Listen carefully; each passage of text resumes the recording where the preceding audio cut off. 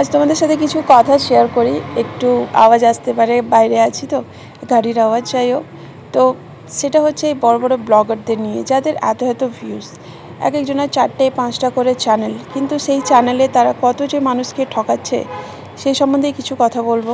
Good morning friends, welcome back to our channel Tanu লাইফস্টাইলের একটি নতুন ভিডিওতে তোমাদের অনেক ওয়েলকাম। আর কালকে যেন রাতে হেয়ার অয়েলটা ট্রাই করেছিলাম, মানে ওই আদিবাসী হেয়ার অয়েলটা অ্যাপ্লাই করেছিলাম।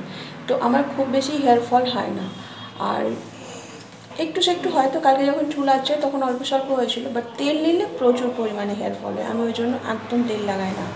তো যাই হোক, কালকে তো লাগিয়ে নিয়েছিলাম। আজকে সকালে উঠে নিয়ে যখন চুলটা আমি আঁচড়াচ্ছি, আমার কিন্তু একদম চুল উঠেনি।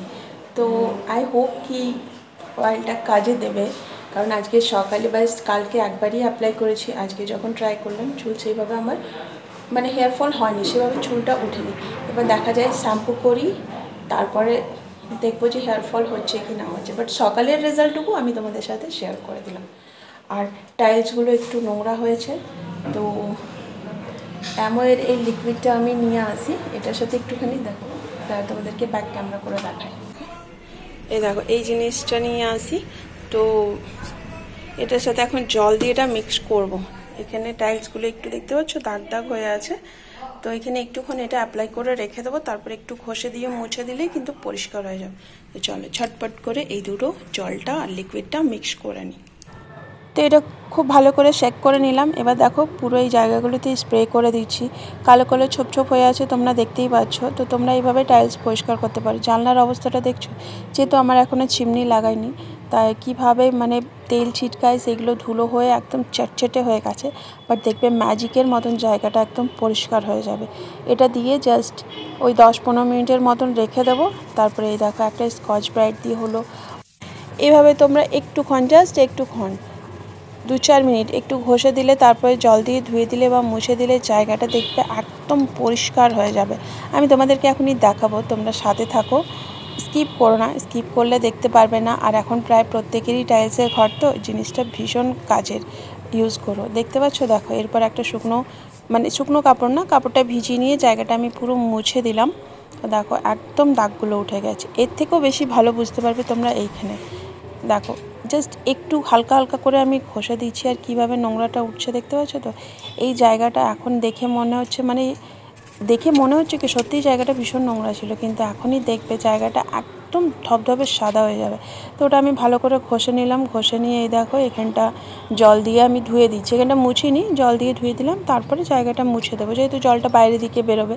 তাই আর অনেকটা স্পেস আছে, তো অতটা হাত যেয়ে নিয়ে আমি মুছতে পারবো না। তো সেই জন্য আগে ভালো করে জল ঢেলে ধুয়ে নিচ্ছি।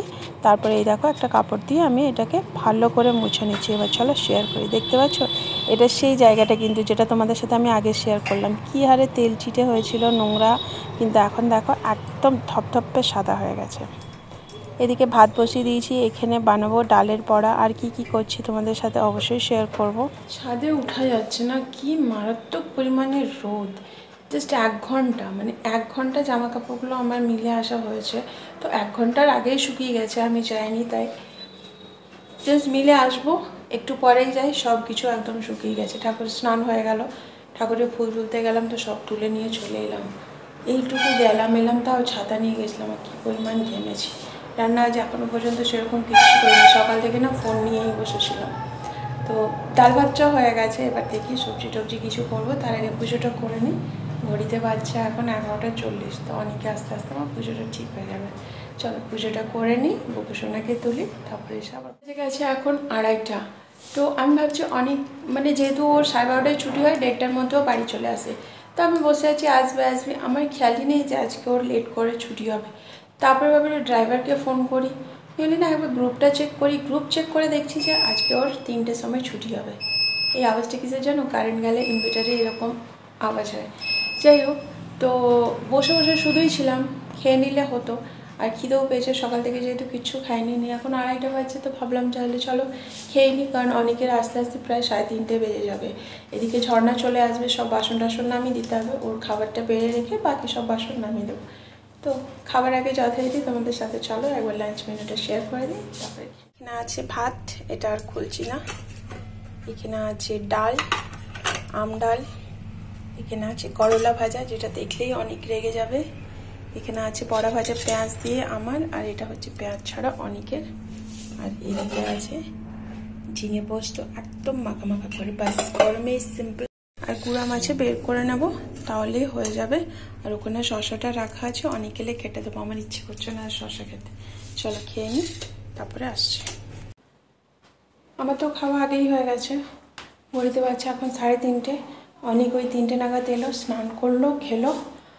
আর চলো এবার এই কটা বোতল আছে, বোতলগুলো ভরি, তারপরে শোবো। আর শোবার আগে তোমাদের সাথে একটা জিনিস শেয়ার করবো, তারপরে শোবো। জলগুলো ফ্রিজে ঢুকিয়ে দিলাম, আর 1 বোতল জল বার করে ঝর্নার জন্য রেখে দেবো, কারণ ও যখন দুপুরবেলা আসে না বাসন ধুতে, তো ভীষণ রোদ থাকে আর এসে নিয়ে জল চাই। যদি আমি শুয়ে যাই তো সেই জন্য শোবার আগে জলটা ওর জন্য রেখে দিয়ে যাই। তো দেখো এই বোতলটাতে জলটা আমি ঢেলে দিচ্ছি। তোমাদেরকে আরেকটা কিছু শেয়ার করব। এর আগের দিন দেখিয়েছিলাম যে জিনিসটা আমি বানিয়েছি, বাট আজকে তোমাদেরকে দেখাবো যে ওটা কেমন হয়েছে। আর তোমাদেরকে আমি বলছিলাম না যে তোমাদের সাথে চলো এবার শেয়ার করি, বলুন না তোমাদেরকে কিছু দেখাবো। ওই দেখো এটা বার করি, তারপরে খাবো আর তোমাদেরকেও দেখাবো যে কীরকম জমেছে। তো দেখো এখানে সেই আইসক্রিমটা যেটা আমি আগের দিন তোমাদেরকে দেখিয়েছিলাম। আর এই আইসক্রিমটা খেতে না একদম অরেঞ্জ আইসক্রিমের মতো নয়, তোমরা একবার বানিও, দেখবে ভীষণ টেস্টি লাগে। দেখতে পাচ্ছ, এই দেখো একদম অরেঞ্জ আইসক্রিম। যাই হোক, তোমাদেরকে যেটা আমি বলছিলাম যে এই ব্লগার, বড় বড় ব্লগারদেরকে নিয়ে কিছু কথা বলবো। তোমরা এখন দেখতেই পাচ্ছ পিয়ার ভিডিও, হয়তো তোমরা দেখছো এবি ব্লগের পিয়া কী হারে মিথ্যে কথা বলে নিজের ছেলেকে এগিয়ে নিয়ে, টাকা নিয়ে নিজের চ্যানেলকে গ্রো করে এগিয়ে যাচ্ছে। ভালো জিনিস, এগোনোটা খারাপ বলবো না, এগোনোটা অবশ্যই ভালো। কিন্তু এভাবে মিথ্যে কথা বলে মানুষের কাছে এত এত টাকা নিয়ে, তারপরে দেখো এত টাকা নিল সবার কাছে, নিয়ে কী করলো, বিজনেস শুরু করলো। একটা 96,000 টাকা দিয়ে ফোন কিনলো, তার আগে একটা 80,000 টাকার ফোন ছিল। আচ্ছা, বাড়ি বানাচ্ছে। এগুলো কিন্তু যদি ওদের নিজেদের টাকা হতো, এতটা টাকা যদি ওরা নিজেরা ইনভেস্ট করেছিল, বা ওদের নিজেদের ছিল, সরি আমি ইনভেস্ট বলছি, এতটা টাকা ওদের যদি নিজের ছিল, তাহলে নিশ্চয়ই সবারই কাছে ওদের চাওয়ার দরকার ছিল না। আর ওরা যখন ভেবেই রেখেছিল যে ছেলের ট্রিটমেন্ট কিছুদিন পর করাবে, তাহলে এত টাকা কি ওদের মানুষের কাছে নেওয়া দরকার ছিল? এটা নিয়ে আমি আরও কথা বলবো, হয়তো আজকের ভিডিওতে আমার এই জিনিসটা মানে এতটা বলা হবে না, যেহেতু আমি আমার ব্লগ ভিডিওর মধ্যে শেয়ার করছি। বাট যখন ওদের ভিডিওগুলো দেখি না, আরও নতুন আরেকটা চ্যানেল ক্রিয়েট করেছে, আঁচল এক্সক্লুসিভ। কত চ্যানেল বলো না, এপি ব্লগ, আঁচল এক্সক্লুসিভ, এপি শেয়ার, তার হাজব্যান্ডের চ্যানেল, 5টা 6টা চ্যানেল থেকে তারা কামাই করছে। আর আমরা সব ব্লগাররা এত কষ্ট করছি, একটা তো ভিউজ আসছে না। মানুষদেরকেও বুঝতে পারি না যে কিভাবে এই মিথ্যে, যারা এতটা মিথ্যে বার্তা ছড়ায়, তাদের ভিডিও দেখতে এতটা পছন্দ করে। তাহলে তোমরা কি বলছো, আমরাও সবার সাথে মিথ্যে মানুষকে ঠকাবো, মিথ্যে কথা বলবো, তাহলে আমাদের ভিউজ হবে? বুঝতে পারছি না। কিন্তু ও তো মানুষকে ভীষণ পরিমাণে ঠকিয়েছে, ভীষণ পরিমাণে। তোমাদের মনে হয় না যে এইসব ব্লগারদের ভিউজ ডাউন হওয়া দরকার?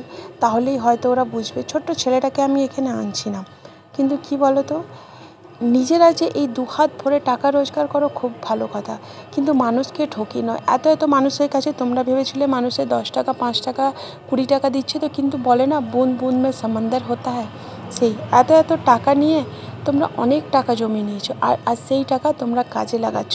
আর যখন কেউ তোমাদেরকে কোশ্চেন করছে, তখন তাদেরকে তোমরা যা তাভাবে উত্তর দিচ্ছ। আজ আমি আমার ফ্যামিলি, আমার ভিউয়ার্সদেরকেই আমি জিজ্ঞেস করছি যে যে কষ্টটা ওরা করছে, যেভাবে ওরা কষ্ট করে ব্লগিং করছে, সেই কষ্টটা আমরা করছি না? সেই এফর্টটা আমরা দিচ্ছি না? তাহলে ওদের ব্লগিং আর আমাদের মধ্যে কী তফাৎ আছে? একটাই, যে ওরা মিথ্যে কথা বলছে, ঝুড়ি ঝুড়ি মিথ্যে কথা মানুষকে ঠকাচ্ছে, আর আমরা সেইটা করতে পারছি না। এইটুকুই পার্থক্য? জানি না, সেটা তোমরাই বলবে। তোমাদের মধ্যেই ছাড়লাম, তোমাদেরকেই জিজ্ঞেস করলাম, কোশ্চেনটা করলাম, আনসারটা দিও প্লিজ। চলো, অনেক কিছুই বলে ফেললাম, আজ আর কিছু বলছি না, পরে আবার কথা হবে তোমাদের সাথে।